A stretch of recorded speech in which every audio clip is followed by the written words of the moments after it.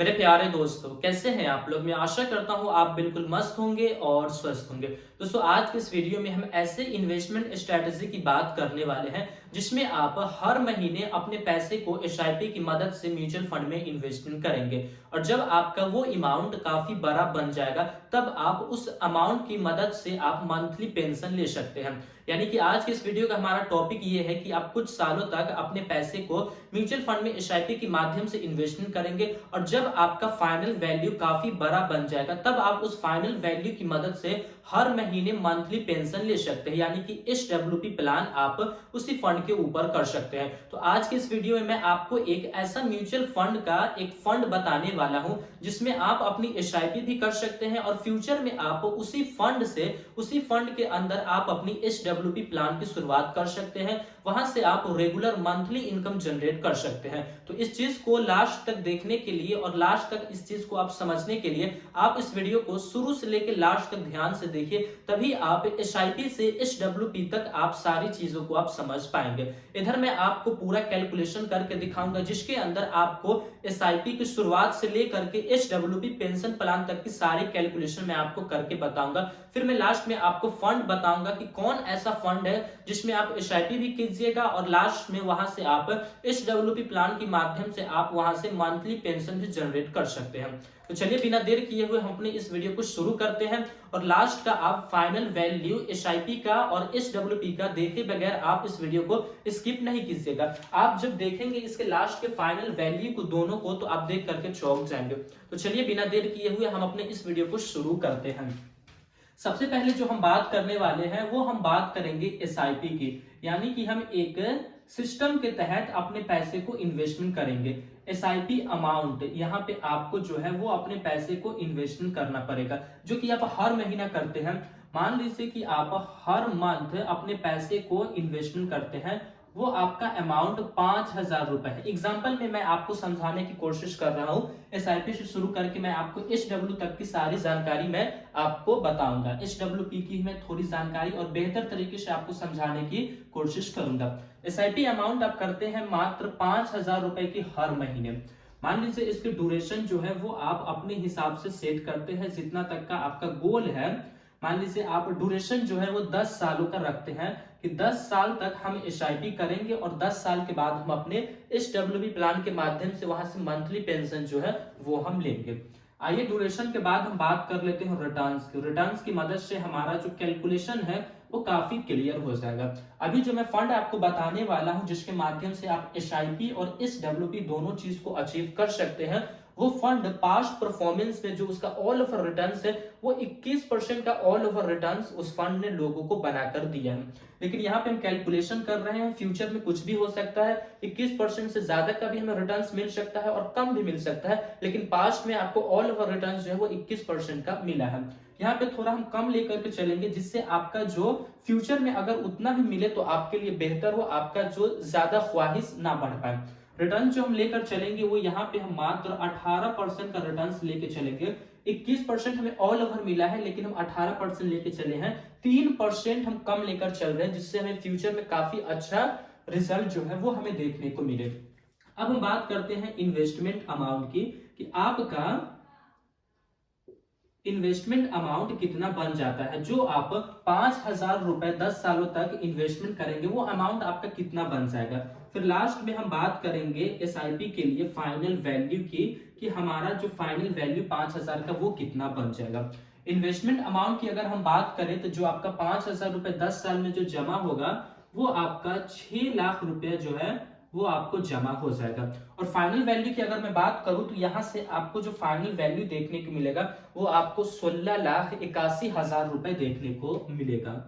16,81,000 रुपए जो है वो आपको यहाँ से फाइनल वैल्यू देखने को मिलेगा। ये तो हमने 5,000 रुपए 10 साल तक इन्वेस्टमेंट किया है, तब हम इस 16,81,000 रुपए को अचीवमेंट किए हैं। अब यहां से हमारी शुरू होती है एसडब्ल्यूपी की कहानी। अब तो 10 साल हम यहां तक एसआईपी को अपने चला लिए, अब हम चाहते हैं कि 10 साल के बाद हम इसी फंड के अंदर में और इसी पैसे से हर महीने हम मंथली पेंशन जनरेट कर पाए, हर महीने हम पैसे को कमा पाए। तो अब जो आपको फाइनल वैल्यू जो यहाँ पे मिला है ना, इसको आप एसडब्ल्यूपी के लिए आप इन्वेस्टमेंट अमाउंट मानिए। यहां से जो है वो आपका SWP शुरू होता है। अब आपके लिए SWP के लिए जो आपका फाइनल वैल्यू है वो आपका इन्वेस्टमेंट अमाउंट बन जाएगा, जो आपका लमसम हम कह सकते हैं। आप 5,000 की SIP कीजिए और जब 10 साल के बाद आप उस SIP को स्टॉप कर दीजिए, आपका जो पैसा रहेगा वो लमसम की तरह अब उसी फंड के अंदर में काम करने लगेगा, और आप उस फंड के अंदर में जा करके आप उस चीज को SWP में कन्वर्ट कर लीजिए। इसके लिए आप फॉर्म भरिए या फिर ऑनलाइन भी आपको सुविधा देखने को मिलेगी, आप उस चीज को कर लीजिए। तो इसको आप इन्वेस्टमेंट अमाउंट मान के चलिए, इन्वेस्टमेंट अमाउंट आप इस चीज को मान के चलिए कि अब जो हमारा है वो 16,81,000 रुपए इन्वेस्टमेंट अमाउंट है। अब हम यहां से बात करते हैं मंथली विड्रॉवल की, जैसा कि SWP मंथली विड्रॉवल के लिए ही फेमस है।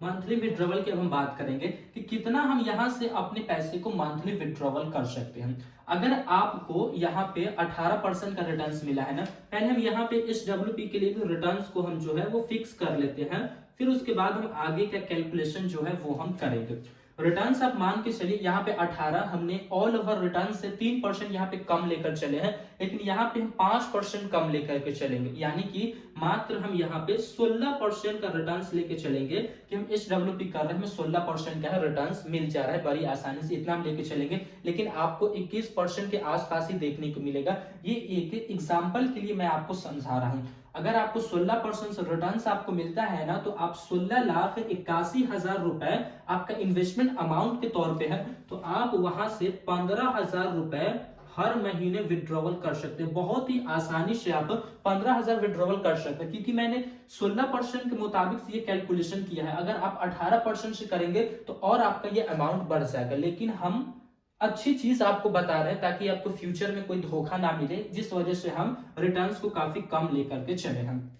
चलिए अब हम बात कर लेते हैं कि यहाँ पे हमारा टोटल विड्रॉवल अमाउंट जो है वो कितना बन जाएगा, क्योंकि आप विड्रॉवल ही तो करेंगे ना। टोटल विड्रॉवल अमाउंट की भी हम बात कर लेंगे, टोटल विड्रॉवल अमाउंट की। फिर हम देखेंगे कि यहाँ पे हमारा ड्यूरेशन जो है वो कितना हमारा ड्यूरेशन रहने वाला है। यहाँ पे तो आपका 10 साल ड्यूरेशन है। कैलकुलेशन हमारा तभी हो पाएगा जब हम यहाँ पे भी ड्यूरेशन को फिक्स करेंगे। अगर आप फिक्स यहाँ पे नहीं भी करेंगे तो भी कोई दिक्कत नहीं, अब जब तक मर्जी तब तक आप SWP प्लान को चला सकते हैं, लेकिन एक एग्जाम्पल को समझने के लिए हमें ड्यूरेशन को फिक्स करना जरूरी है। ड्यूरेशन में हम यहाँ पे मान के चलते हैं कि हम अगले और 15 साल के लिए यहाँ पे अपने पैसे को विड्रॉवल करेंगे। हर महीने यहाँ से हम अपने पैसे को विड्रॉवल करेंगे 15 साल लगातार। तब हमारा 15 साल के अंदर में हम 15,000 रुपए हर महीने विड्रॉवल करते हैं, तो हमारा टोटल विड्रॉवल अमाउंट कितना बन जाएगा, ये ज्यादा जरूरी है। तो यहाँ पे टोटल विड्रॉवल अमाउंट जो आपका बनेगा वो आपका बन जाएगा 27 लाख रुपए, यानी कि आप 15,000 की मदद से हर महीने आप 15 साल तक विड्रॉवल करेंगे तो आपका विड्रॉवल अमाउंट जो है वो 27 लाख रुपए बन जाएगा। अब हम बात करते हैं कि यहाँ पे भी आपको ना फाइनल वैल्यू जो है वो आपको देखने को मिलेगा। जैसे आपको यहाँ पे फाइनल वैल्यू देखने को मिला है जिसको हमने इन्वेस्टमेंट अमाउंट माना है, तो अब आप जब 15 साल के बाद इस फंड से एग्जिट करेंगे तो फिर आपको यहाँ पे जो है वो फाइनल वैल्यू देखने को मिलेगा। तो जो आपको फाइनल वैल्यू यहाँ पे से जो देखने को मिलेगा वो आपको मिलेगा 56,12,000 रुपए। 56,12,000 रुपए जो है वो आपको फाइनल वैल्यू यहां से आपको देखने को मिलेगा। सोचिए हमने मात्र 5,000 से अपनी इन्वेस्टमेंट की जो जर्नी है उसको हम स्टार्ट किए थे, 10 साल तक हम इन्वेस्टमेंट किए थे, 18% से हमें जो है वो रिटर्न्स मिला था, तो हमारा इन्वेस्टमेंट अमाउंट 6 लाख हुआ था और फाइनल वैल्यू हमें 16,81,000 रुपए मिला था, जिसको फिर से हमने री इन्वेस्टमेंट कर दिया है, वो भी SWP प्लान के लिए। तो वहां से हम 15,000 रुपए हर महीने विड्रॉवल कर रहे हैं और ऐसा हम 15 साल तक किए हैं, तो हम 27 लाख रुपए तो केवल विड्रॉवल कर लिए वहां से। फिर लास्ट में जब हम यहाँ से एग्जिट किए हैं तब हमें 56,12,000 रुपए देखने को मिला है। अगर टोटल की मैं अगर बात करूं फाइनल वैल्यू और जो हमने विड्रॉवल किया है, वो टोटल विड्रॉवल की अगर मैं बात करूं तो यहाँ पे आपका बन जाता है 83,12,000 रुपए। आपका फाइनल वैल्यू और आपका टोटल विड्रॉवल को अगर हम ऐड करते हैं तो हमारा बन जाता है 83,12,000 रुपए। यहाँ पे मैं इस चीज को शॉर्ट में आपको लिख देता हूं, 83,12,000 रुपए जो है वो आपका टोटल अमाउंट जो है वो बन जाता है, यानी कि आप म्यूचुअल फंड से 5,000 की एसआईपी की मदद से आप 83,12,000 रुपए का जो टारगेट है उस चीज को आप अचीवमेंट कर लिए। अब तो यहाँ तक हमारा जो है वो कैलकुलेशन हमारा हो गया है। अब हम बात कर लेते हैं डायरेक्ट उस फंड की जिसके माध्यम से हम एसआईपी भी करेंगे और उसी फंड के अंदर हम अपने एसडब्ल्यूपी प्लान को भी कर लेंगे, जो दोनों के लिए हमारा फंड जो बेस्ट होने वाला है।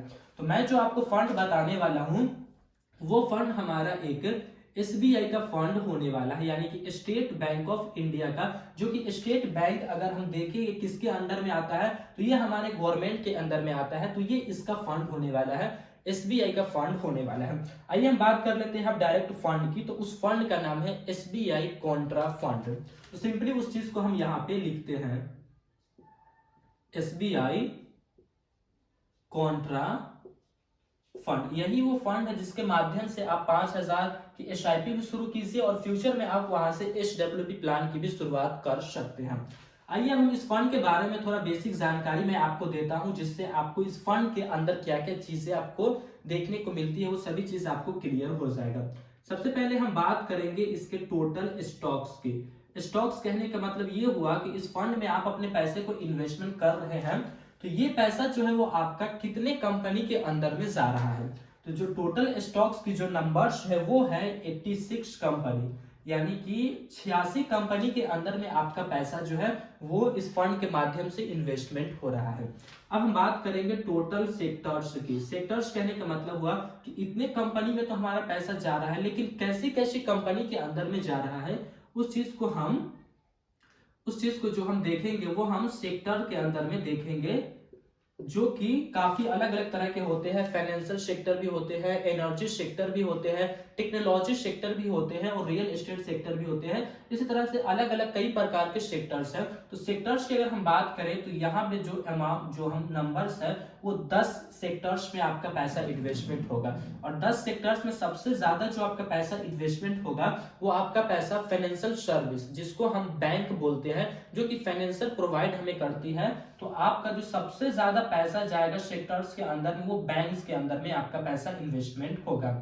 बैंक में आपका पैसा जो जाता है वो बैंक क्या करती है, उस पैसे को लोगों को लोन पे देती है, जिससे बैंक को प्रॉफिट मिलता है। और बैंक प्रॉफिट में गई है तो बैंक का स्टॉक्स आपके पास है ना, तो आपको भी प्रॉफिट देखने को मिलता है।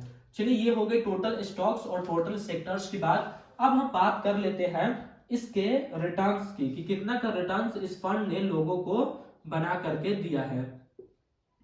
रिटर्न्स की अगर हम बात करें तो ऑल ओवर रिटर्न, जैसा कि मैंने शुरू में ही आपको कहा है कि मैं ऐसी फंड आपको बताने वाला हूं जिसका ऑल ओवर रिटर्न जो है वो 21% का है। तो यहाँ पे 21.04% का इस फंड ने लोगों को रिटर्न जो है वो बना करके दिया है। 21% से ज्यादा का रिटर्न इस फंड ने लोगों को बना करके दिए हैं। आइए रिटर्न्स के बाद अब हम बात कर लेते हैं एक्सपेंस रेशियो की। एक्सपेंस रेशियो मतलब कि आप इस फंड को मैनेज करने के लिए कितना पैसा आप पे कर रहे हैं। जो कि फंड मैनेजर जो बैठा हुआ है, जो सोच समझ के इस 86 फंड को चुना है, वो आपसे कुछ चार्ज को लेता है, तो उस चीज को हम एक्सपेंस रेशियो कहते हैं। यहाँ पे जो आपको एक्सपेंस रेशियो देना पड़ेगा वो आपका एक्सपेंस रेशियो है 0.69%। 0.69%। कहने का मतलब ये हुआ कि 100 रुपए के अंदर में मात्र आपसे 69 पैसा, यानी कि 1 रुपए से भी कम पैसा आपका यहाँ पे एक्सपेंस रेशियो जो है वो जाएगा। फिर इसके बाद हम बात कर लेंगे एग्जिट लोड की। एग्जिट लोड कहने का मतलब ये हुआ कि मान लीजिए हम तो यहाँ पे कैलकुलेशन किए हैं कि 10 साल तक और 15 साल तक, यानी कि टोटल हमारा 25 साल होता है। लेकिन इस 10 साल के अंदर में आपको जो है वो एक्सपेंस रेशियो लगेगा। वो क्यों लगेगा? क्योंकि यहाँ पे हम एसआईपी कर रहे हैं और एसआईपी की खास बात तो ये है, पहले मैं इसको डिफिनेट करता हूं फिर मैं आपको बताता हूं। एग्जिट लोड जो है वो यहाँ पे कहा गया है कि अगर आप 1 साल के अंदर में आप अपने द्वारा इन्वेस्टमेंट किए गए अमाउंट को आप निकालते हैं तो इसके ऊपर आपको 1% का चार्ज देना पड़ेगा।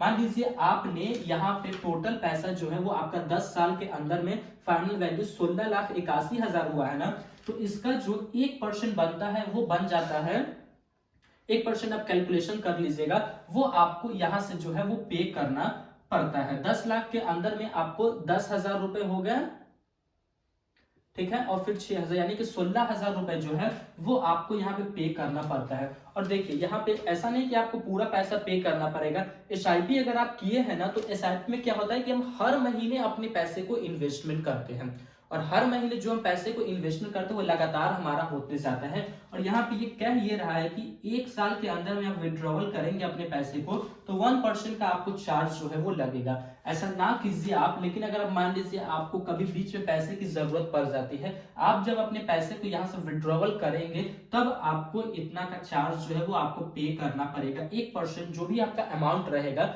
जो भी कॉर्पस अमाउंट बन जाएगा, वो आपको इतना का पे करना पड़ेगा।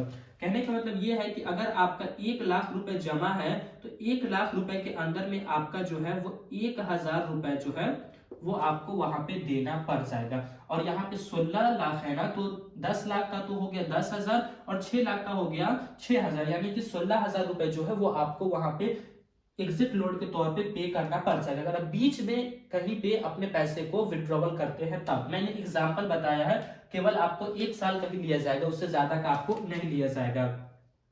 आइए अब हम बात कर लेते हैं फंड साइज की, कि यहाँ पे आपको कितना बड़ा फंड साइज देखने को मिलता है। मतलब ये कि कितना पैसा इसके अंदर में इन्वेस्टमेंट है, कितना पैसा ये संभाल के चल रहा है, जिससे आपको ये क्लियर होगा कि कितना लोग यहाँ पे विश्वास करके अपने पैसे को इन्वेस्टमेंट किए हैं। तो यहाँ पे जो फंड साइज है वो है 21,482 करोड़ रुपए का आपको फंड साइज देखने को मिलेगा। 21,482 करोड़ रुपए का फंड साइज। अब लास्ट में जो बचता है वो है हमारी होल्डिंग्स है। होल्डिंग्स कहने का मतलब ये हुआ कि पैसा तो हमने देख लिया कि 86 कंपनी में हमारा पैसा गया है, सेक्टर भी हमने देख लिया है कि 10 सेक्टर में हमारा पैसा गया है, लेकिन कहां कहां पे हमारा पैसा गया है उस चीज को हम होल्डिंग्स में देखेंगे। तो होल्डिंग्स में जो आपका सबसे ज्यादा पैसा जो गया है वो आपका इक्विटी में गया है, मतलब कि शेयर मार्केट के अंदर में आपका पैसा सबसे ज्यादा गया है। उसके बाद जो आपका पैसा गया है वो आपका पैसा कैश में गया है। कैश कहने का मतलब कि 3 महीने के लिए जहां पे इन्वेस्टमेंट किया जाता है वहां आपका पैसा है। फिर लास्ट में डेप्ट, जिसको हम गवर्नमेंट सिक्योरिटीज या फिर हम ये बोलते हैं कि जहां पे लोन वगैरह दी जाती है, उधार पैसा दिया जाता है, वहां पे आपका पैसा गया है।